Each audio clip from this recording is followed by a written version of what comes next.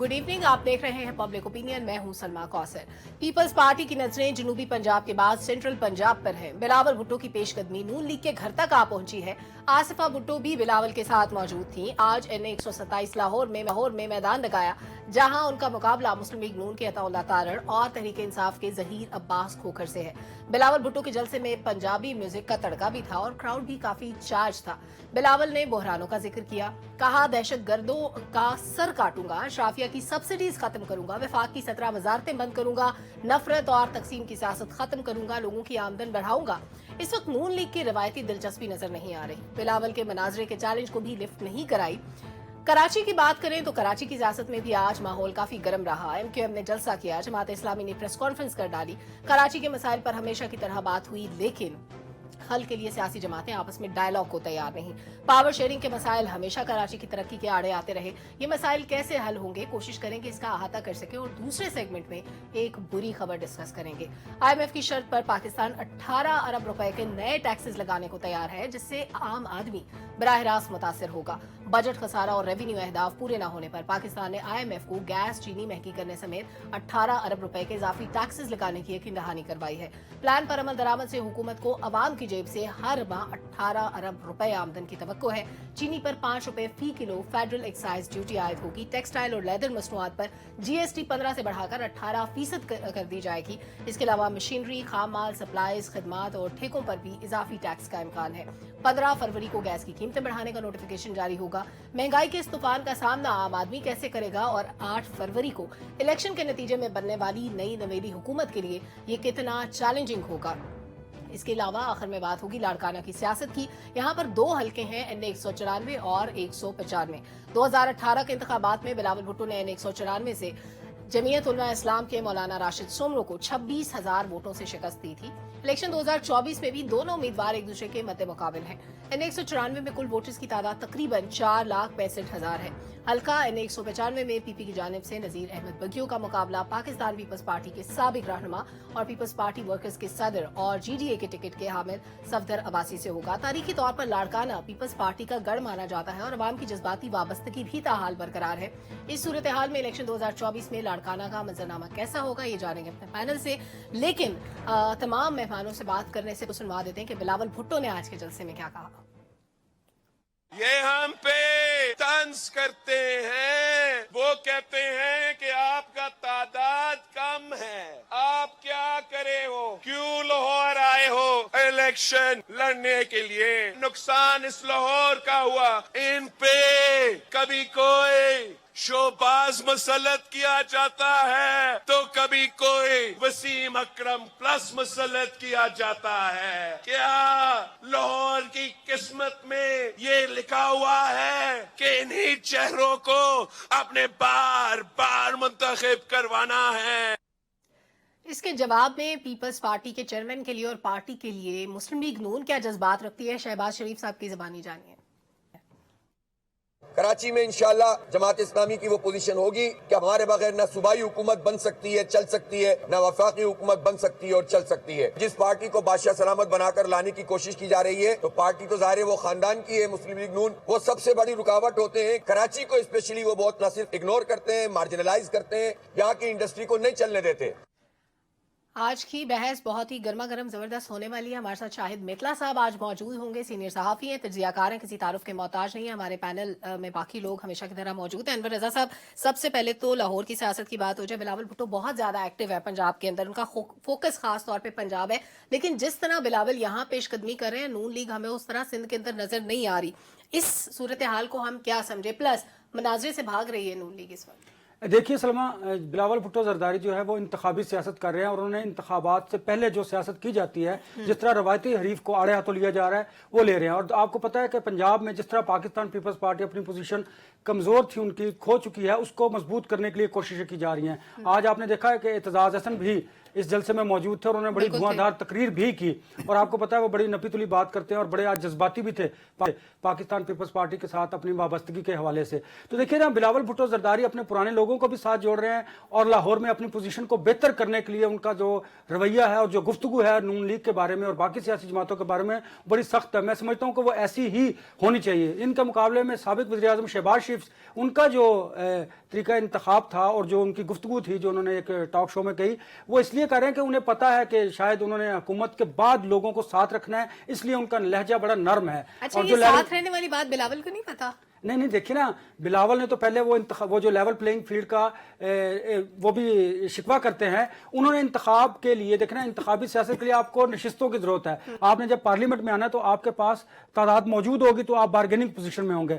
बिलावल का ये जो रवैया है वो बिल्कुल ठीक है। अगर आप उनके वालिद को देखें तो वो मसालत और मुफाहमत की बात कर रहे हैं, लेकिन बिलावल लोगों को चार्ज कर रहे हैं, अवाम को चार्ज कर रहे हैं। और पीपल्स पार्टी जी और पीपल्स पार्टी जो पंजाब में कमजोर दिखाई दे रही है उसको मजबूत करने की कोशिश की जा रही है। उसके मुकाबले में अगर नून लीग को देखें, ना तो वो सिंध में एक्टिव नजर आ रही है और ना बाकी जगहों पर। अब वो कहां पर नजर आ रही है? मानसेरा में नवाज शरीफ साहब जलसे से खिताब करेंगे क्योंकि वहां पर मेहताब अब्बासी को पार्टी से निकाल दिया गया है। वो ऐसी जगहों पर जलसे कर रहे हैं जहां पर उनके अपने लोगों को निकाला गया है। उन्हें यह दिखाई देता है कि शायद उनके लिए हालात बड़े साजगार हैं, हवा मुस्लिम लीग नून की तरफ है, इसलिए शायद वो इस तरह एक्टिव नहीं है।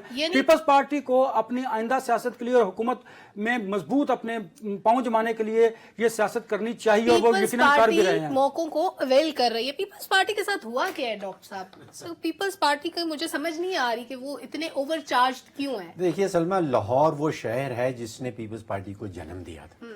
डॉक्टर मुबशर हसन साहब के घर में ये पार्टी जो है ये बनाई गई थी। It was established from there.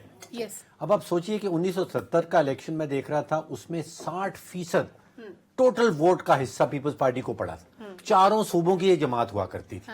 और 2018 के इलेक्शन में ये पहुंच गए 13% पे। 13%। कोई एक सियासी पार्टी शायद आपको मिले दुनिया भर में जो इतने कम अरसे में 60% से गिर के पहुंच जाए 13%। तो जो आपका सवाल है कि व्हाट वेंट, हुआ क्या पीपल्स पार्टी के साथ? देखिए 12 करोड़ वोटर हमेशा जिक्र करते हैं, उसमें से 8 करोड़ वोटर जो है वो 18 से 45 साल का। पीपल्स पार्टी कनेक्शन लूज हो गया नौजवान नस्ल से। जो जवान लोग हैं, जो 8 करोड़ हैं जिन्हें वोट डालना है, उसका कनेक्शन पीपल्स पार्टी के साथ मुझे लगता है कि कंप्लीटली खत्म हो गया। वो उसके रिवाइवल की कोशिश कर रहे हैं। मुझे नहीं लगता कहीं कोशिश हो रही हो। देखिए अभी भी वो अपनी कुर्बानियों का जिक्र करते हैं। जो ये नई नस्ल आई है ये पॉलिसीज मांगती है, ये कहती है कि हमारे ये प्रॉब्लम्स हैं, हमें नौकरियां नहीं मिल रही, इसका हल आपने क्या निकालना है? वो कुर्बानियां बेच रहे हैं। पॉलिसी का फुकदान है, बयानिए का फुकदान है, कारकर्दगी का फुकदान उससे बड़ा है। देखिए पिछले 65 सालों में 30 साल हुकूमत सिंध के अंदर पीपल्स पार्टी ने की, 7वीं दफा हुकूमत संभाली थी और वहां बना क्या, दिया क्या? कारकर्दगी का फुकदान रहता है। अच्छा, एक बड़ी मायूसी मुझे जो नजर आती है बिलावल भुट्टो साहब की आवाज में, वो ये है कि एस्टेब्लिशमेंट के लिए डॉक्टर जरदारी साहब ने इतना कुछ किया। पीडीएम की हुकूमत वो लेके आए, आपको याद, शहबाज शरीफ को उन्होंने कहा कि वजीर आजम बनाना है। हाँ। सेनेट में उनका साथ दिया। अब वो ये कहते हैं कि जी आपने सारा सियासी मेवा जो है वो पीएमएलएन को उसकी तरफ बह रहा है, हमें कुछ मिल नहीं रहा। जनूबी पंजाब का पहले जिक्र कर रहे थे, अभी शायद अनवर साहब ने भी जिक्र किया, जनूबी पंजाब में उनको कुछ नहीं मिला। अब वो वस्ती पंजाब में कोशिश तो कर रहे हैं लेकिन यहाँ मिलना कुछ नहीं। डॉक्टर साहब पार्टी को रिवाइव करने के लिए कोशिश है। देखिए पार्टी वो ठट्ठा से सक्कर तक की पार्टी रह गई। ठट्ठा से सक्कर ये तक पिछले 9 इलेक्शंस आप निकाल के देख लें, इसके अलावा और कहीं वोट नहीं मिले। अच्छा, वैसे जलसा शाहिद साहब आज पंजाब का, लाहौर का भी ठीक ठाक ही था, कोई बुरा जलसा नहीं था। बीइंग वो पार्टी जो सिंध के अंदर पॉपुलर है, अगर वो पंजाब में भी उसने कुछ लोग जमा कर लिए, लेकिन नून लीग ने ये एफर्ट नहीं किया। हम देख रहे हैं कि ये डेयरिंग पोजीशन सिर्फ इस वक्त पीपल्स पार्टी के पास है। प्लस एन 127 डाउन उन्होंने जलसा किया। नून लीग का भी मजबूत उम्मीदवार है, पीटीआई का वोट बैंक भी हो सकता है वहां पे। आपके ख्याल में दोनों मजबूत पार्टियों को वोट पड़ेगा या शख्सियत का वोट बिलावल भुट्टो को पड़ेगा? यहाँ पे आपको क्या सिचुएशन नजर आती है? बहुत शुक्रिया आप सबका, और स्पेशली जो पैनलिस्ट हैं, अनवर रजा साहब, डॉक्टर फरूख सलीम साहब, आमिर सईद अब्बासी साहब, सारे दोस्त हैं, सारे भाई हैं, और आपका भी बहुत बहुत शुक्रिया। देखिए मैं थोड़ी सी जो डॉक्टर फरूख सलीम साहब ने भी बात की है उस पर भी बात करना चाहूंगा। जो NA 127 है, लास्ट टाइम जो ज़िमनी इंतखाब हुआ था, इसमें तमाम जो सिंध की पीपल्स पार्टी थी वो यहाँ पर मौजूद थी, और लास्ट टाइम में ये मेरा ख्याल है 124 या कुछ इस तरह से था। यहाँ पे शाइस्ता परवेज साहिबा जीती थी और उन्होंने 46,000 वोट लिए थे, और जो पीपल्स पार्टी के कैंडिडेट था असलम गिल थे, उन्होंने हैरानकुन तौर पर 32,000 वोट्स लिए थे, और ये कहा जा रहा था बड़े पैसे वगैरह भी लगे, और लगे भी थे, मलिक रियाज साहब के पैसे काफी सारे स्पेंड हुए थे। ایک طرح سے اس لیے چونکہ لاہور کو پاکستانی سیاست کا بینچ مارک سمجھا جاتا ہے، تو یہاں سے جو بھی بندہ پاپولیرٹی یا سیٹ وغیرہ یا کوئی بھی ایجنڈا یا پالیسی وغیرہ فلانٹ کرے گا، کوئی بھی دے گا پالیسی وغیرہ، ان کی ایک اپنی امپورٹنس ہے. جیسے ڈاکٹر صاحب نے بھی ہسٹورک ریفرنس دیا کہ 1967 نومبر میں پاکستان پیپلز پارٹی یہیں مبشر حسن صاحب کے گھر پہ بنی تھی، اور آپ دیکھیے کہ پیپلز پارٹی کا ہمیشہ سے ریوائول یا جو بھی عروج وغیرہ آیا وہ یہی لاہور کی سیاست سے ہی آیا ہے، پنجاب سے. اور اسی طرح سے شریف فیملی کا بھی تھا. ابھی جو دیکھیں مقابلہ بڑا دلچسپ اس لیے ظہیر عباس کھوکھر وہ وہی ہے جو ایم پی اے کا الیکشن جیتے ہوئے ہیں. پچھلی دفعہ یہ ابھی جو زندگی جولائی 2022 میں الیکشن ہوئے تھے تو اس میں وہ ایم پی اے کا الیکشن جیت گئے تھے. اب انہوں نے پھر ایم این اے کی سیٹ سیکور کر لی. آپ کو یاد ہوگا یہاں پہ جمشید چیمہ نے بھی پیپر جمع کروائے تھے، کوئی ٹیکنیکل ان کا فالٹ آ گیا تھا اور پھر وڈرا کر لیا تھا، اور اس کے بعد پھر شائستہ پرویز صاحبہ جی. تو یہاں پر بہرحال پیپلز پارٹی کو ووٹ ہے. پھر یہاں پہ کیمپیننگ بڑی بھرپور ہو رہی ہے، بڑی میسو ہو رہی ہے. آپ باقی جماعتوں سے اگر موازنہ بھی کریں تو پیپلز پارٹی واحد ایسی جماعت ہے جو پچھلے 2 مہینے سے مسلسل کیمپیننگ کر رہی ہے. نون لیگ کا سلسلہ الگ ہے، اس کی میں ریزن آپ کو بتا دیتا ہوں کہ نون لیگ کیوں نہیں آ رہی ہے اس طرح سے، کیمپیننگ کیوں نہیں کر رہی، انتھوزیاسٹکلی چیزیں نہیں کر رہی. اس کی 2-3 ریزنز ہیں سلما. ایک تو بنیادی طور پر نون لیگ کا اسی طرح سے رہا ہے، باڈی بلڈ اپ رہا ہے، یا جو پولیٹیکل بلڈ اپ ہے اسی طرح سے رہا ہے. وہ کچھ خاص چیزوں پہ، کچھ خاص انڈیکیٹرز پہ جاتے ہیں. ابھی جیسے وہ سرویز پہ گئے ہوئے، سرویز انہوں نے پرائیویٹ فرمز سے بھی کروائے ہوئے. خبر دے رہا ہوں کہ انہوں نے جو انٹیلیجنس ایجنسیز وغیرہ ہیں ان سے بھی سرویز کروائے ہوئے ہیں. اچھا. تو ان کے سرویز کے مطابق بھی ہاں وہ جو بھی انہوں نے یہ ٹکٹس کے حوالے سے فیصلے کیے ہیں یہ پرائیویٹ فارمز اور مختلف ایجنسیز کے سرویز کو لے کر اس کے بعد انہوں نے ڈیسیژن میکنگ کی ہے. تو ان کے پاس ایک طرح سے بڑا ایک مٹیریل موجود ہے. اور اس نہیں ڈیٹا جو کے اکارڈنگ کیا انتخابی نون لیگ کی پاپولیرٹی موجود ہے اس لیے وہ فردر محنت نہیں کر رہے؟ جی ایسا ہی ہے، ایسا ہی ہے. ان سرویز کے مطابق نون لیگ بیٹر پوزیشن میں ہے.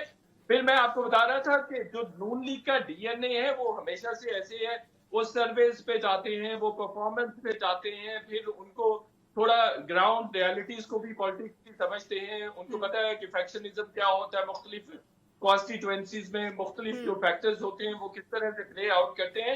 تو وہ ابھی جو ان کا ایک اسکل سیٹ ہوتا ہے الیکشنز کے لیے وہ ایک طرح سے پورا ہے. تو اس لیے دے سیم ویری سیٹسفائیڈ، اور ان کو پتا ہے کہ ہم کسی نہ کسی طرح سے سیکیور کر لیں گے. میں نے 1-2 آرٹیکلز بھی لکھے ہیں. مجھے پھر بھی ڈاؤٹ ہے کہ جس طرح سے وہ کر رہے ہیں کہ شاید ہم 2/3 میجورٹی لے جائیں گے، لیکن مجھے ان کی سمپل میجورٹی ابھی نظر نہیں آ رہی. ٹھیک ہے. ویسے سمپل میجورٹی کی بات شہباز شریف صاحب نے بھی اپنے انٹرویو میں کی تھی. میں حیران تھی کہ کل تک یہ 2/3 اکثریت کی باتیں کرتے تھے، آج یہ خود ہی کہہ رہے ہیں کہ ہمیں سادہ اکثریت مل جائے گی. اینی ویز کیونکہ ہم نے نون لیگ پہ زیادہ بات کر لی ہے، عباسی صاحب میں چاہوں گی کہ آپ اس پہ کامنٹ کریں. کراچی میں آج MQM کا بھی جلسہ تھا، حافظ نعیم نے بھی پریس کانفرنس کی. ایک زمانے میں بڑی اسٹرانگ رہی ہے جماعت اسلامی کراچی کے اندر. آئندہ کراچی کس کا ہوگا؟ جب بھی سینٹرل کے اندر حکومت کسی اور کی ہوئی ہے اور کراچی کے اوپر کسی اور کا راج رہا ہے تو ہمیشہ ہم نے اختیارات کی کھینچا تانی دیکھی ہے، بلدیہ کے مسائل دیکھے ہیں. وسیم اختر جب میئر تھے کہتے تھے میں ایک جھاڑو خریدنے کا اختیار بھی نہیں رکھتا. تو پھر ایسے میئر کا آپ نے کیا کرنا ہے؟ دیکھتے ہیں، ایک تو آپ کا سوال اور دوسرا جو پنجاب میں پیپلز پارٹی کا ریوائول ہے اس پہ بات ہو رہی ہے. میں بات کرنا چاہوں گا، میتلا صاحب نے بالکل درست فرمایا کہ PMLN نے بہت سے سرویز کروائے اور جو اداروں کی انہوں نے بات کی اس میں پنجاب گورنمنٹ نے ان کو وہ رپورٹس دیں جس میں ان کو یہ بتایا گیا کہ جب تک بلے کا نشان تھا اس وقت تک وہ رپورٹس بہت زیادہ کچھ اچھی نہیں تھی نون لیگ کے لیے، اور اس میں انہیں بتایا گیا تھا کہ آپ کی پاپولیرٹی کم ہے. لیکن کیونکہ اب PTI کے پاس بلے کا نشان نہیں ہے، ان کے کچھ بالٹی، کچھ گملے، پتہ نہیں کیا کیا نشان لے کر وہ گھوم رہے ہیں، چمٹے، جوتے. یس. لیکن اس کے باوجود آلدو کہ ان کے بہت سے جگہوں پہ دفاتر کے بھی ایشوز ہیں، لیکن اس کے باوجود وہ کیمپین کر رہے ہیں اپنی، اور ان کی کیمپینز چل رہی ہیں جس کی وجہ سے نون لیگ کو بہت سے حلقوں میں مسائل کا سامنا ہے. بات ہے لاہور کی. لاہور میں اس وقت جو اہم شخصیات جن حلقوں میں الیکشن لڑ رہی ہیں اس میں یہ فیصلہ کیا گیا ہے کہ وہ ہر صورت جیتنے ہیں، اور اسی میں جس طرح نون لیگ کی ٹاپ لیول کی قیادت جو ہے وہ وہاں سے فیصلہ کر چکی ہے کہ ہم نے ہر صورت جیتنا ہے. اسی طرح بلاول بھٹو زرداری بھی یہ کہہ چکے ہیں کہ انہوں نے ہر صورت لاہور کے اس حلقے سے جیتنا ہے جس سے وہ کانٹیسٹ کر رہے ہیں، لہٰذا وہ ایٹ اینی کاسٹ جیتنے کی کوشش بھی کر رہے ہیں, وہ مالی طور کے اوپر بھی تمام وسائل خرچ کر رہے ہیں اور ہر طرح سے کوشش کر رہے ہیں کہ وہ یہ حلقہ جیتیں. لہٰذا دوسری اہم بات یہ ہے کہ پیپلز پارٹی ریوائول کی کوشش بھی کر رہی ہے اور بہت حد تک انہیں اب بہت پازیٹیو سگنلز ملے ہیں کہ ان کی ریوائول ہو سکتی ہے. لاہور میں اگر وہ یہ سیٹ بھی جیت جاتے ہیں تو اس کا ایفیکٹ بھی آئے گا. دوسری بات یہ ہے کہ جس طرح اب وہ جلسوں کا ایک سیریز آف جلساز کر رہے ہیں, پنڈی کے لیاقت باغ میں بھی انہوں نے اپلیکیشن دے دی ہے پنڈی انتظامیہ کو کہ 28 جنوری کو وہ پنڈی کے لیاقت باغ میں جلسہ کرنے جا رہے ہیں. وہ بھی ایک میسو جلسہ ہوگا, اس کے اوپر بھی ان کی بہت زیادہ ورکنگ ہے. اب بات یہ ہے کہ پیپلز پارٹی اور نون لیگ, اب ان دونوں میں بہت سخت ٹائی ہے کیونکہ پی ٹی آئی کے پاس بلے کا نشان نہیں, اور اس کی وجہ سے لگتا یہ ہے کہ مقابلہ جو ہے وہ پیپلز پارٹی اور نون لیگ میں ہی ہوگا, جس طرح جو پارٹی لیول کے اوپر ہے. اب جو کراچی کی آپ نے بات کی ہے اس میں بظاہر یہ لگتا ہے کہ ایک مرتبہ پھر ریوائول ہونے جا رہا ہے ایم کیو ایم کا. ایم کیو ایم پوری قوت کے ساتھ واپس آ رہی ہے, ان کو وہ تمام دفاتر کھولنے کی اجازت دے دی گئی, وہ تمام پابندیاں جو ان پر پہلے تھی یا ان کو لیول پلینگ فیلڈ نہیں ملتی تھی, اب انہیں بھی وہ اچھی فیلڈ ملنا شروع ہو گئی ہے. لہٰذا آپ ایم کیو ایم کو اسٹرانگ پوزیشن میں دیکھ رہے ہیں کراچی کے اندر. ایبسولوٹلی وہاں پر ان کی بہت اچھی پوزیشن ہے. شاہد صاحب کچھ ایڈ کرنا چاہ رہے ہیں؟ جی شاہد صاحب. میں یہ ایڈ کرنا چاہ رہا تھا کہ یہ جو 127 یہاں سے بلاول جیت بھی سکتے ہیں, اور روایتی طور پر جو ساؤتھ پنجاب کی بات کی گئی, جو ڈاکٹر فاروق سلیم صاحب نے, میں پوائنٹ مس کر گیا تھا, روایتی طور پر پیپلز پارٹی ساؤتھ پنجاب میں بہت زیادہ پاپولر رہی ہے اور اس کا ووٹ بینک ہے بھی صحیح. اور لاسٹ ٹائم بھی انہوں نے کوئی 6 سیٹس لی تھی اور پھر ضمنی انتخاب میں 2007 نے بھی 7 سیٹس لے لی, اور اب بھی ایکسپیکٹ کیا جا رہا ہے کہ وہاں سے اچھی سیٹس نکلیں گی, 40 سے زائد سیٹیں ہیں ساؤتھ پنجاب کی. تو بہرحال ایک اچھا ووٹ بینک اور یعنی پیپلز پارٹی کی محنت رائے گاہ نہیں جائے گی, وہ ٹھیک ڈائریکشن میں اپنی محنت کر رہے ہیں اور ایفرٹس پٹ کر رہے ہیں. بالکل ٹھیک ہے.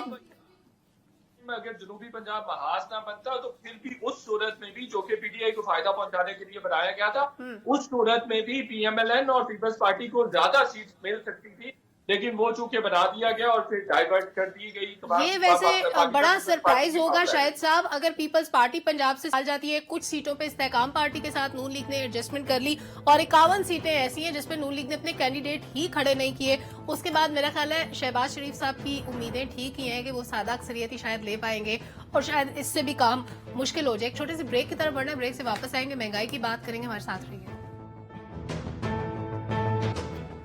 ویلکم بیک ناظرین. بجٹ خسارے کو پورا کرنے کے لیے ریونیو اہداف پورے نہ ہونے کی وجہ سے بہت زیادہ ٹیکسز امپوز کیے جا رہے ہیں جو عام آدمی کی جیب سے جائیں گے. ڈاکٹر صاحب, سب سے پہلے تو تھوڑا سا ایک عام آدمی کے لیے الیبوریٹ کر دیں کہ پاکستان میں ہی مہنگائی زیادہ کیوں ہو رہی ہے.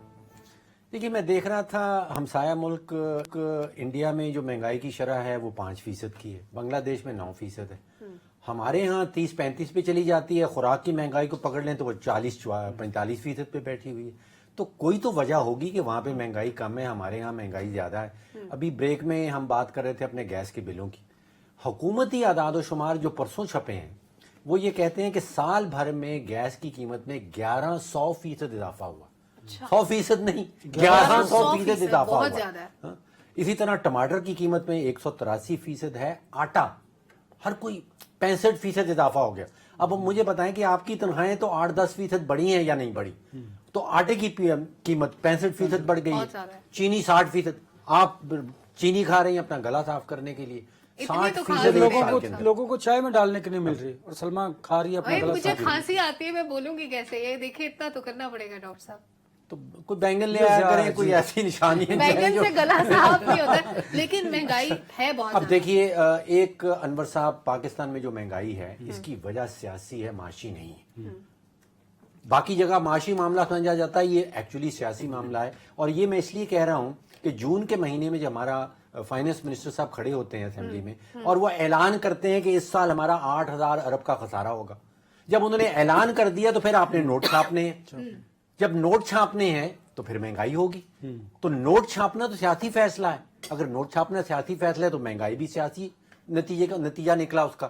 اب دیکھیے کہ 4,000 ارب کی, جس کو ہم کہتے ہیں کرنسی ان سرکولیشن, آج سے 5 سال پہلے پورے پاکستان کے اندر 4,000 ارب کے نوٹ گردش کر رہے تھے. آج 10,000 ہے. آپ نے 4,000 ارب سے 10,000 ارب 6,000 اضافی نوٹ چھاپ دیے ہیں 6,000 ارب کے, تو مہنگائی کیوں نہیں ہوگی؟ یعنی پولیٹیکل انکمپیٹنس کا خمیازہ ہم لوگ بھگت رہے ہیں. بالکل, اس کو آپ معاشی نہ سمجھیے کہ یہ معاشی وجہ سے ہے. کبھی کہتے ہیں کہ جی امپورٹڈ مہنگائی ہے, کہ ملک دنیا کے باہر سے مہنگائی پاکستان میں امپورٹ ہو رہی ہے. یہ سب ہمارا سیاسی معاملہ ہے, کیونکہ آپ نے نوٹ چھاپنے ہیں, آپ نوٹ چھاپنا بند کر دیں, یہ مہنگائی جو ہے وہی آ جائے گی جو بنگلہ دیش میں ہے, جو انڈیا میں. ٹھیک ہے شاید صاحب, ویسے ہم نے دیکھا نگران حکومت کے دوران جتنے بھی اقدامات ہوئے معاشی طور پر ان کے ثمرات ہمیں دیکھنے کو ملے. کچھ نہ کچھ اشیاء خورونوش کی قیمتیں نیچے آئیں, ڈالر پرائس کنٹرول ہوئی, معاشی طور پہ ہم نے کمپیریٹیولی بہتری دیکھی ہماری جو منتخب حکومتیں ہوتی ہیں ان کے مقابلے میں. ابھی آئندہ حکومت آنے والی ہے, 15 فروری سے کہہ رہے ہیں کہ گیس کی قیمتیں بڑھانے کا اعلان ہوگا, جو پہلے سے 1100% بڑھ چکی ہیں, اور 8 فروری کو الیکشن ہو جائے گا اور اس کے بعد گورنمنٹ فارم ہو رہی ہوگی. آنے والی گورنمنٹ کے لیے یہ اضافی ٹیکسز کا بوجھ کتنا بڑا چیلنج ہوگا, اور گورنمنٹ پھر کیسے عوام کو سبسڈی یا ریلیف دے گی؟ دیکھیے, یہ میرا فیوریٹ ٹاپک ہے. میں نے اور ڈاکٹر فاروق سلیم صاحب نے اس پہ بڑے سارے شوز بھی کیے ہوئے ہیں. میں نیوز 1 پہ جب شو کنڈکٹ کر رہا تھا تب کی بات میں کر رہا ہوں. دیکھیے, جو 1100% انکریز گیس کی بات کی گئی, یہ انٹرم گورنمنٹ نے کی ہے, یہ اوور دی ایئر نہیں ہوا ہے.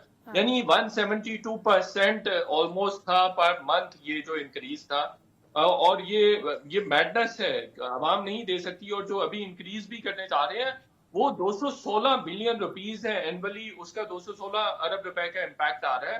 18 بلین روپیز تو وہ پر منتھ ہوگا. تو آپ دیکھیے عوام پہ تو آلریڈی آپ کوئی 38% انفلیشن ریٹ ہو گیا ہوا ہے پاکستان میں. آپ کمپیئر کر لیں باقی ریجنل کنٹریز کو, وہاں پہ مہنگائی ادروائز بھی آپ اگر 2-3 میجر ریزنز بتائی جاتی ہیں کہ جی وہ جو سپلائی چین میں ڈسٹرپشن تھی, فرائٹ چارجز بہت زیادہ تھے, اس کی وجہ سے گلوبل ایک انفلیشن کا ویو آیا, طوفان آیا, اس کی وجہ سے ہم ایک طرح سے ڈس ایڈوانٹیج پہ چلے گئے. لیکن ہمارے یہاں کچھ اور بھی ریزنز ہیں.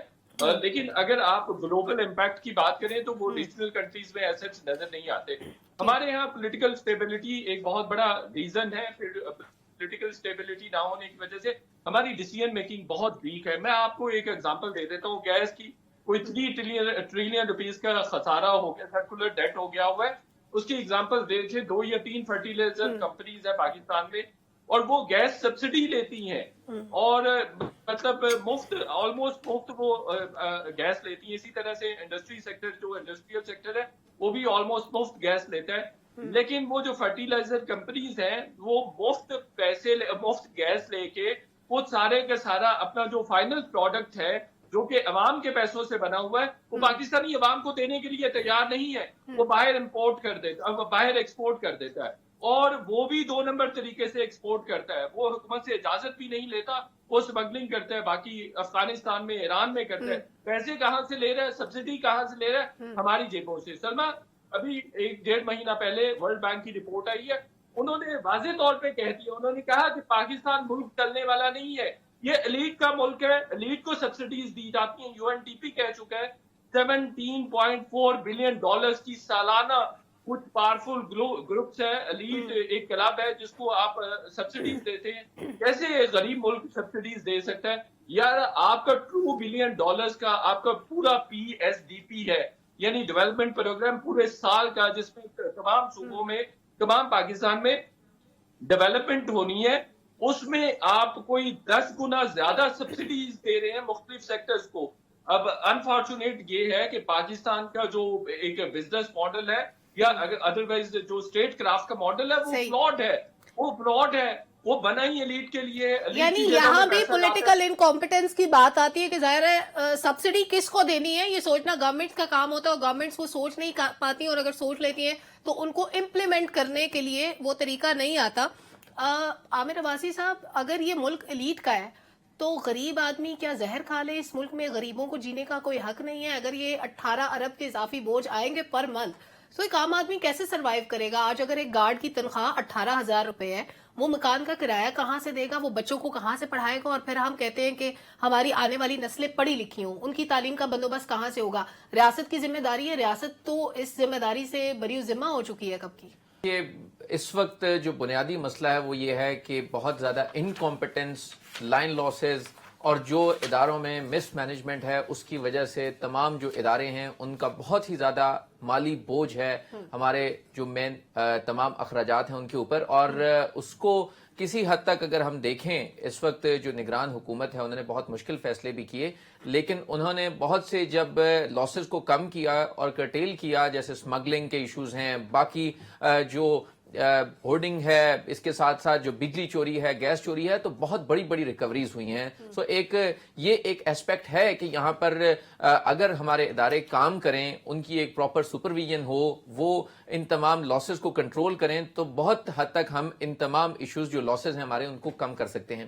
غریب کی آپ نے بات کی، غریب کا تو بیڑا غرق ہو گیا ہے. تمام جو لوگ ہیں بہت برے حالات میں ہیں. کسی کے پاس پیسے نہیں ہیں کہ وہ بل دے سکے، کسی کے پاس پیسے نہیں ہیں کہ وہ دوائی خرید سکے، کسی کے پاس پیسے نہیں ہیں کہ وہ اپنے بچوں کو اسکول بھیج سکے. آج میں آپ کو بتاؤں، کل رپورٹ آنے جا رہی ہے فیڈرل گورنمنٹ جو ایجوکیشن منسٹری ہے وہ دینے جا رہی ہے آؤٹ آف اسکول چلڈرن کی، اور یہ ملک کس طرف جا رہا ہے کہ 2.5 کروڑ بچے اس ملک کے جو اسکول ہی نہیں جاتے، ایجوکیشن افورڈ ہی نہیں کر سکتے، ایجوکیشن افورڈ نہیں کر سکتے، اور ان کے لیے جو اسٹیٹ کی رسپانسبلٹی ہے ان کو ایجوکیٹ کرنا، وہ اسٹیٹ فیل ہو چکی ہے، کیونکہ 2.5 کروڑ بچے اس وقت آؤٹ آف اسکول ہیں، اور ان کے لیے نہ کوئی سوچ رہا ہے، نہ اسٹیٹ کو انٹرسٹ ہے کہ وہ ہمارے لیے فیوچر میں کتنا بڑا ڈیزاسٹر ہو سکتا ہے کہ 2.5 کروڑ بچے جو ہے وہ اسکول نہیں جا رہے، ان کی نہ کوئی ان کی کاؤنسلنگ ہو رہی ہے، نہ ان کی کوئی تعلیم ہے، نہ تربیت ہے. سو یہ ایک بہت بڑا ڈیزاسٹر ہے. اس کے لیے فیڈرل گورنمنٹ لیول کے اوپر اور اسٹیٹ لیول کے اوپر کوئی عمل درآمد نہیں ہو رہا، کوئی عمل درآمد نہیں ہے، کوئی پالیسی نہیں ہے، ایسی نہیں ہے. انور صاحب، یہ 2.5 کروڑ بچے جو آج اسکولوں سے باہر ہیں، یہ کبھی بڑے بھی ہوں گے، ان کو اس ملک کا مستقبل بھی بننا ہے. وہ کبھی آپ نے شاعر کی زبانی سنا ہوگا، جب 10 کروڑ آبادی تھی وہ کہا کرتے تھے کہ یہ جو 10 کروڑ ہیں یہ جہل کا نچوڑ ہے. آج ہم 22 کروڑ ہو چکے ہیں، اس میں سے بھی 2.5 کروڑ کو ہم نے جاہل رکھا ہوا ہے. ہم ان کو تعلیم نہیں دے رہے اور ریاست اس کے لیے کچھ نہیں کر رہی. دیکھیے، تعلیم اور صحت تو بنیادی چیزیں ہیں جو ریاستیں فراہم کرنی ہوتی ہے. میرے جہاں پہ پینلسٹ دوستوں نے یہ کہا، اعداد و شمار کے ذریعے بتایا کہ ہو کیا رہا ہے. دیکھیے، سب سے بنیادی جو چیز ہے سیاسی عدم استحکام اپنی جگہ پر، سیاسی جو معاشی فیصلے ہیں وہ سیاسی بنیادوں پر کیے جا رہے ہیں، جس کی وجہ سے ملک اس حالت میں ہے. تیسری بات، آپ نے اگر سبسڈی دینی ہے تو پھر آپ کو سلیبز بنانے چاہیے. اب سبسڈی جو امیر آدمی ہے اس کے لیے بھی وہی ہے اور عام آدمی کے لیے بھی وہی ہے. دیکھیں، جس سے ملک کا پھر آپ کے جو انتظامی فیصلے ہیں ان کی وجہ سے بھی معاشی حالات اس طرح ہیں. پھر سب سے بڑی بات، اتنی بڑی ہیوج قسم کی جو آپ کیبنٹ بنا دیتے ہیں، اس کے جو اخراجات ہیں، ان کو جو من مانیاں ہیں، ان کے جو اللہ تللے ہیں، وہ بھی عام آدمی نے پورے کرنے ہیں، ہم سے نکالے جاتے ہیں. پھر اگر آپ انتظامی فیصلے دیکھیں، ان کی وجہ سے بھی معاشی طور پر ملک اس حالت میں ہے. دیکھیے، 2.5 کروڑ بچے جو آج اسکول سے باہر ہیں، یہ کس کا قصور ہے؟ یہ غربت کی وجہ سے ہے. غربت کی وجہ سے بہت سارے مسائل جنم لے رہے ہیں. لاسنس بڑھ رہی ہے، کرائم میں اضافہ ہو رہا ہے. دیکھیے، اگر عام آدمی کی تنخواہ جو غریب آدمی ہے 20,000 ہے، تو مجھے بتائیے وہ بجلی اور گیس کا بل کیسے پے کرے گا جبکہ وہ رینٹ کے گھر پہ رہ رہا ہے؟ پھر وہ اپنے بچوں کو کہاں سے کھانا کھلائے گا؟ ان کو اسکول بھیجنا تو دور کی بات، وہ ان کی شاید میڈیسن بھی نہیں لے سکتا. صحت بھی، ان کی صحت اگر وہ بیمار ہوتا ہے تو اس کی میڈیسن بھی نہیں لے سکتا ہوگا. یہ تمام چیزوں کو غور کرنے کی ضرورت ہے. اسی لیے ہم کہتے ہیں کہ آپ جو سیاسی فیصلے ہیں ان کو الگ کیجئے، معاشی فیصلے اس پر سیاست کو اثر انداز نہیں ہونا چاہیے. اس ملک کی بدقسمتی ہے. اگر ایس آئی ایف سی کی بات کریں، ڈاکٹر صاحب آپ کہہ رہے تھے 150 ارب روپے انہوں نے بچائے ہیں، تو اگر وہ کر سکتے ہیں یہ فیصلے، تو پھر جو ہماری سیاسی اور جمہوری حکومت ہوتی ہے وہ ایسے فیصلے کیوں نہیں کر سکتے؟ اچھا، اس لیے نہیں کر سکتے، وہ مصلیت کا شکار ہوتے ہیں، وہ بلیک میل ہوتے ہیں، اور ان کی بد انتظامی اور ایسے فیصلے جو ان کی سیاست کی وجہ سے معاشی فیصلوں پر اثر انداز ہوتے ہیں، اس کی وجہ سے عام آدمی کو یہ خمیازہ بھگتنا پڑتا ہے، گیس کی صورت میں، بجلی کے بل کی صورت میں، اور جو اشیاء ضروری ہے ان کی صورت میں. انور صاحب، ہماری مس مینجمنٹ کا یہ عالم ہے کہ ایسا یہ 150 ارب روپے بچائے ہیں اور ہمارا الیکشن کا ایکسپنس 300 ارب روپے بڑھ چکا ہے. بریک لیتے ہیں، بریک سے واپس آئیں گے، لاڑکانہ کی سیاست کی بات کریں گے. ہمارے ساتھ رہیے. ویلکم بیک ناظرین. لاڑکانہ کی سیاست سے بات کرنے سے پہلے میں ایک چھوٹی سی کریکشن کر دوں کہ الیکشن کا خرچ 300 ارب نہیں 3 ارب بڑھا ہے. آگے بڑھتے ہیں. لاڑکانہ کے 2 حلقے 194 اور 195 جو پیپلز پارٹی کا گڑھ ہے. شاید مطلع صاحب کوئک کامنٹ کیجیے گا کہ پیپلز پارٹی کے گڑھ میں کیا ان کو آئندہ کوئی ٹف ٹائم دے پائے گا؟ پچھلے تو 30 سالوں سے ہم دیکھ رہے ہیں کہ وہ زبردست طریقے سے رول کر رہے ہیں، ان کا گھر ہے، ان کا گڑھ ہے، وہی جیتتے ہیں. دیکھیے، پیپلز پارٹی نے پچھلے 4-5 سال سے بہت اچھی پولیٹیکل حکمت عملی اپنائی. انہوں نے جو پرماننٹ قسم کے اسٹرانگ ہولڈ ہو سکتے تھے یا اسٹالورڈ سے پولیٹیکل، ان سب کو اپنی پارٹی میں لے لیا. تو یہ سب سے اچھی بات کی. یعنی بنیادی طور پر کوئی بڑا سیاسی مخالف رہنے نہیں دیا. آپ شرازی برادران کی بات کر لیں, آپ گھوٹکی میں دوسرے جو ہیں مہر برادری ہے ان کو بھی انہوں نے پیپلز پارٹی میں شامل کر دیا. اسی طرح سے مہر برادری کو بھی جو ادروائز جو مہر ہیں, جو اندرون سندھ کے مہر ہیں اپر سائڈ پہ, ان کو بھی انہوں نے اپنی پارٹی میں شامل کر دیا. تو پیپلز پارٹی کے لیے سندھ کی حد تک ایسا کوئی چیلنج نہیں ہے.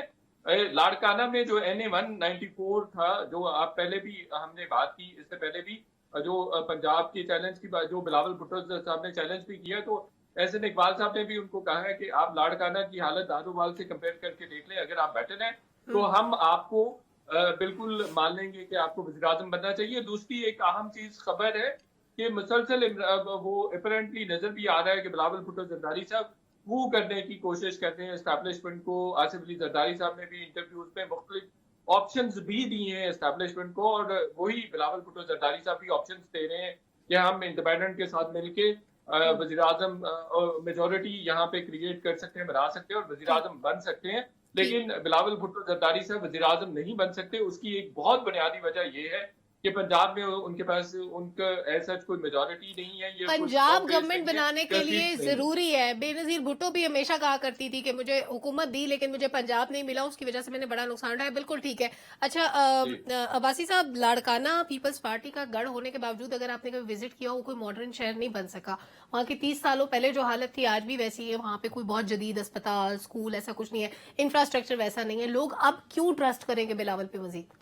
دیکھیے, پیپلز پارٹی کا بہت سائنٹیفکلی انٹیریئر سندھ کے اوپر مکمل طور پر قبضہ ہے پیپلز پارٹی کا, اور آنے والے شاید ہماری زندگی میں تو نہیں لگتا کہ شاید وہ قبضہ ختم ہو سکتا ہے, اور پیپلز پارٹی کا وہ جو رائٹ ہے, وہ جو ان کا وہاں پر ہولڈ ہے وہ برقرار ہی رہے گا. کیونکہ وہاں پر تھانہ, کچہری, تعلیم, صحت, اسکول, کالج, ہر جگہ کے اوپر پیپلز پارٹی کی نہ صرف وہاں کے لوکلز کو انہوں نے بھرتی کر رکھا ہے, وہاں پر تمام لوگوں کو انہوں نے اکوموڈیٹ کر رکھا ہے. وہاں پر آپ سر اٹھا کر چیلنج بھی نہیں کر سکتے, کینڈیڈیٹس بھی نہیں آ سکتے. بہت سے حلقوں میں ایسا بھی ہے کہ جہاں پر پیپلز پارٹی کے مخالف, میں کچھ لوگوں کو سن رہا تھا, انہوں نے تو ایون وہاں پر دھمکیاں دی کہ 8 فروری تو گزر جائے گا, 9 فروری کو ہم آپ کو بتائیں گے. اچھا, یہ بہت خطرناک بات ہے. یس, وہاں پر ایون ان کے کینڈیڈیٹ ہیں, انہوں نے یہ کہا کہ سب سیدھے ہو جائیں ورنہ 9 فروری کو ہم حساب کر لیں گے. تو اس طرح کی صورتحال میں وہاں پر کون جرأت کر سکتا ہے؟ ٹھیک ہے انور صاحب. دیکھیے, لاڑکانہ اور آپ نے جس حلقے کی بات کی, پاکستان پیپلز پارٹی نے سندھ میں تو اپنی جڑیں مضبوط کی ہوئی ہیں, اور یہ بات درست ہے. وہاں پر تھانہ اور کچہری کی جو سیاست ہے, اور دوسری بڑی بات وہاں پر جو فیڈرل لارڈز ہیں وہ کسی کو سر ہی نہیں اٹھانے دیتے. وہاں پر ترقیاتی کام تو اپنی جگہ پر رکھے جس کی بنیاد پر آپ کو ووٹ ملتا ہے, لیکن جاگیرداری نظام نے وہاں کے لوگوں کو محکوم ہی رکھا ہے. وہاں پر نہ تو لوگوں کو اس طرح تعلیم فراہم کی جا رہی ہے, نہ بنیادی صحت کی سہولتیں دی جا رہی ہیں, اس لیے کہ وہ لوگ اگر تعلیم حاصل کریں گے تو ڈیفینیٹلی پھر وہ الیکشن کی طرف بھی آئیں گے اور جو جاگیردار ہیں ان کے سامنے کھڑے ہوں گے. ایک ماروثی سیاست کی وجہ سے وہاں پر پیپلز پارٹی کو کسی قسم کا کوئی پرابلم نہیں ہے, نہ کوئی خطرہ ہے. دیکھیے سلما, اگر انہیں کوئی خطرہ ہوتا تو پھر وہ اپنا گھر چھوڑ کر لاہور میں مسلم نون کو ان کے گھر جا کر ان کو چیلنج نہ کرتے. اب وہ کوشش یہ کر رہے ہیں کہ سندھ سے نکل کر باقی جگہوں پر اپنی جو پوزیشن ہے وہ مضبوط کریں. آپ نے دیکھا ہوگا کہ بلوچستان اور اس کے ساتھ ساتھ بلوچستان میں آصف علی زرداری صاحب بڑی کوشش کر رہے ہیں, اور پنجاب میں آپ نے دیکھا کہ بلاول بھٹو زرداری جو ہیں وہ کافی کوشش کر رہے ہیں کہ مل کے کافی اسٹرانگ پوزیشن کرنے کی کوشش کی اپنی. ڈاکٹر صاحب, کون جیتے گا لاڑکانہ میں؟ میں سلما یہ بتا سکتا ہوں کہ کون ہارے گا. کون ہارے گا؟ 18 لاکھ جو رہائشی ہیں لاڑکانہ کے, لاڑکانہ ڈسٹرکٹ کے, وہ سارے کے سارے ہاریں گے. دیکھیے, اس وقت 18 لاکھ میں سے 10 لاکھ ایسے ہیں جو شرح غربت سے نیچے رہ رہے ہیں, آلریڈی شرح غربت سے نیچے رہ رہے ہیں. دیکھیے, یہ وہ اس شہر کی ہم بات کر رہے ہیں جو ہمسایہ شہر ہے موہنجو دارو اور ہڑپا کا. 4,500 سال پرانا یہ شہر ہے, اور جو 1000 سال پہلے یہاں پہ لوگ کیا کرتے تھے آج بھی وہی کر رہے ہیں. آپ لاڑکانہ گئی ہیں, میں لاڑکانہ گیا ہوں, یقین جانیے ابھی بھی گندم اگاتے ہیں, گنا اگاتے ہیں, چاول اگاتے ہیں, نوکریاں ہیں نہیں. 90 سے 95% لوگ جو ہیں وہ انفارمل سیکٹر میں ہیں, تنخواہیں وہاں پہ ملتی نہیں ہیں, غربت کی شرح میں نے آپ کو بتا دی. تو یہاں پہ ہولڈ کیسے رکھا ہوا ہے؟ لوگوں کو اپنی حالت خود بدلنے کے لیے سوچنا ہوگا. دے ہیو ٹو ڈیمانڈ, جیسے میں اس دن کہہ رہا تھا, جب تک وہ تبدیلی ڈیمانڈ نہیں کریں گے لیڈر ان کو سپلائی نہیں کریں گے. تمام پینلسٹ کا بہت شکریہ. پبلک وقت ختم ہوا, اجازت دیجیے, اللہ حافظ.